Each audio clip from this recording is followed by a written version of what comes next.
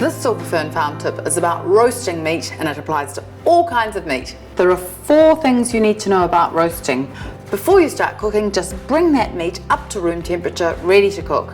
This also lets the meat bloom and it brings out that beautiful rich red colour. I'm using flaky salt, but you can use regular plain salt, in which case don't use too much. Pepper.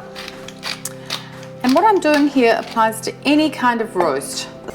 I like to brown my meat before I roast it, and I put a little bit of butter, probably about a teaspoon, and I put that on the meat rather than in the pan. And that would be the same if I was going to oil the meat. I'd oil the meat, not the pan.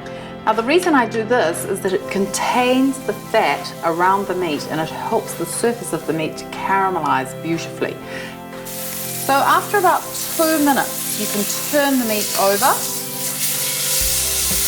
You'll see it's nicely browned, and let it brown for about 2 minutes on the other side.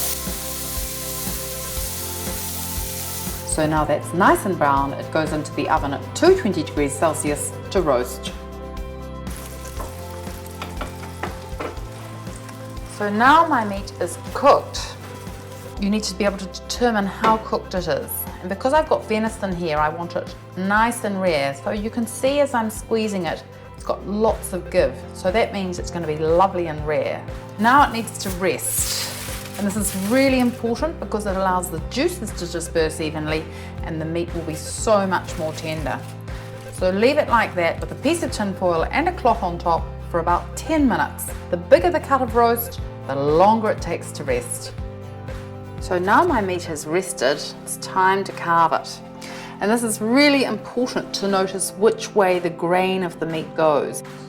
So here you can see the grain of the meat is running this way, like this. So I need to carve across the grain to have very short fibres for maximum tenderness. So now let's carve it. And I'm wanting a really rare result here because it's venison.